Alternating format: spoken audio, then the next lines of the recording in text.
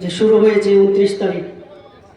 আজ রায়নগর এখানে যে সমাবেশ, সেই সমাবেশে আগত কমরেডগণ, রায়নগরের বাজারের রাস্তায় পথ চলতি মানুষ, দোকানদার বন্ধু, রায়নগর এরিয়া কমিটির পক্ষ থেকে সংগ্রামী অভিনন্দন। খুব সংক্ষেপেই ছোট ছোট করে তিনটে বিষয় আপনাদের সামনে বলবো। যে 29 তারিখে বাংলা বাঁচাও যাত্রা শুরু হয়েছে, এই জায়গায় দাঁড়িয়ে বাংলা কিভাবে বাঁচবে, বাংলার মানুষ কিভাবে বাঁচবে, আমি প্রথমেই বলবো একটা বিষয়,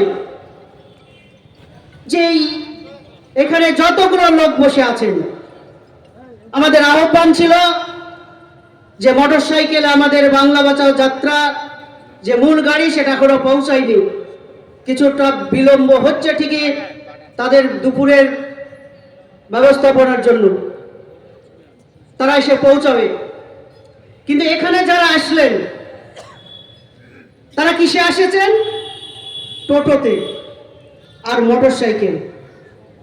গোটা পশ্চিমবঙ্গ জুড়ে টোটো নিয়ে টোটো চালকদের ওপর কি অত্যাচার হচ্ছে তার জবাব 2026 সালে যদি আপনারা না দিতে পারেন তাহলে এই অত্যাচার কিন্তু চলবে। আমরা বিডিও অফিসে গিয়েছিলাম, বলছিলাম বিডিওকে, একজন টোটো চালক কত টাকা ইনকাম করতে পারে? 300, 400, 500, সর্বোচ্চ 600, কেউ কেউ করতে পারে 200-100 বেশি হতে পারে, কিন্তু 400-500 বেশি নয়। 2 বছর রেজিস্ট্রেশন করার জন্য একজন টোটো চালককে দিতে হবে 2700 টাকা, মানে যারা পুরাতন টোটো তাদেরকে। আর যারা এখন নতুন টোটো কিনছে, সেই নতুন টোটো প্রায় 17-18 হাজার টাকা এক্সাইজ রাজ্য সরকারকে দিয়ে টোটো কিনতে হচ্ছে। আমাদের দাবি, আমাদের বড় সংগঠনের দাবি, টোটো চালকদের একটা ইউনিয়ন আছে, তাদের দাবি যে আমাদের দাবি বিনা পয়সায় তাদের রেজিস্ট্রেশন করতে হবে টোটো চালকদের। কিন্তু আমরা তো বলি নিজের অধিকার এমনি এমনি দিবে না। যদি বসু বলেছিলেন যে মানুষই শেষ কথা বলে, এই রায়নগর ব্লকে আপনারাই শেষ কথা বলেছেন। 2023 সালের পঞ্চায়েত নির্বাচনের মধ্যে দিয়ে, এত অত্যাচারের মধ্যে দিয়ে আপনারা জানেন এইখানে এই সমাবেশ করার জন্য এই থানাতে পারমিশন দিতে ঢুকতে গিয়ে এই ব্রিগেড সামনে আমাদের উপর আক্রমণ হয়েছিল, আপনারা জানেন। গোটা রানীনগর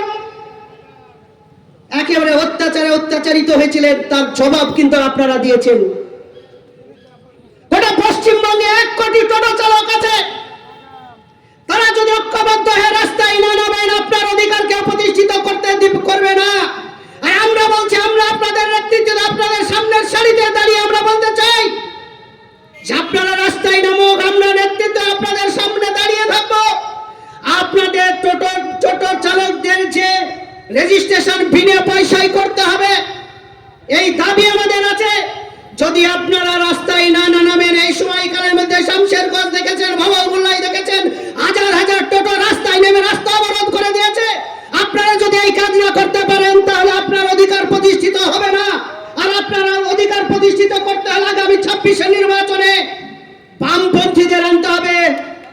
34 বছর আপনারা দেখিয়েছেন গরিব মানুষের কথা বলা একমাত্র বামফ্রন্টই করে, সিপিএম পার্টি করে, অন্য কেউ না। তার উদাহরণ আপনি দেখতে পাচ্ছেন।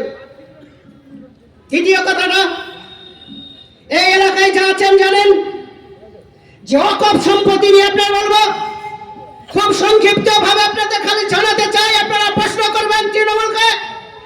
গ্রামে গঞ্জে যখন 26 নির্বাচনে ভোট চাইতে যাবেন, আপনারা প্রশ্ন করবেন মমতা ব্যানার্জি মাননীয় মুখ্যমন্ত্রী বলেছিলেন যে আমার জান থাকতে আমি ওয়াকফ আইন চালু করব না।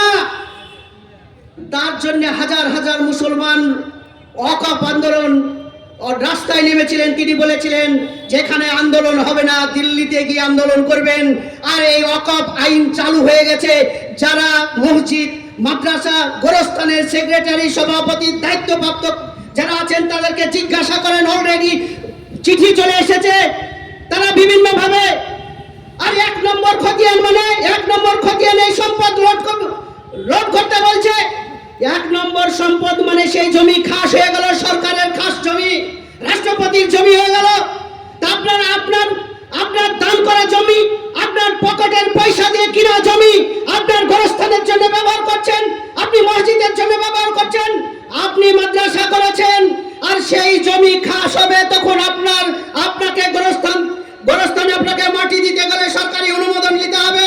কেন আপনার পকেটের পয়সা দিয়ে আজ গোরস্থান করার পর কেন সম্পত্তিকে সরকারকে দান করতে হবে আপনি প্রশ্ন করবেন না?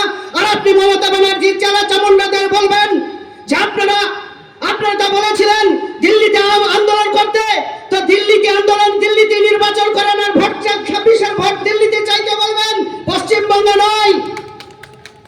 তাদেরকে বলে দিবেন যে দিল্লিতে গিয়ে ভোট চান, আমাদের ভোট আপনাদের পাবেন না, দিব না। এই জায়গাতে যদি আপনি না যেতে পারেন, যে অবস্থায় আছি সে অবস্থায় থাকবো। শেষ কথা বলবো, দাঁড়েন আপনাদের আমাদের কমরেডরা ঢুকে যাবে, সময় নেব না। এসআইআর যে গোটা ভারতবর্ষ এবং গোটা পশ্চিমবঙ্গ কি অবস্থা, আপনাদের তদস্থ অবস্থায় হয়ে গেছেন। এর মুর্শিদাবাদ জেলায় যে পরিমাণ বাদ যাওয়ার কথা ছিল, আরে মৃত ভোট, ডবল ভোট, এই ভোটগুলো বাদ গিয়েছে, তো তাতে নাকি তাদের নির্বাচন কমিশনের লক্ষ্যমাত্রা পূর্ণ হয়নি। তিনি বলতে চাইছেন আরো বেশি করে বাদ দিতে হবে, আবার বলছে যে নোটিশ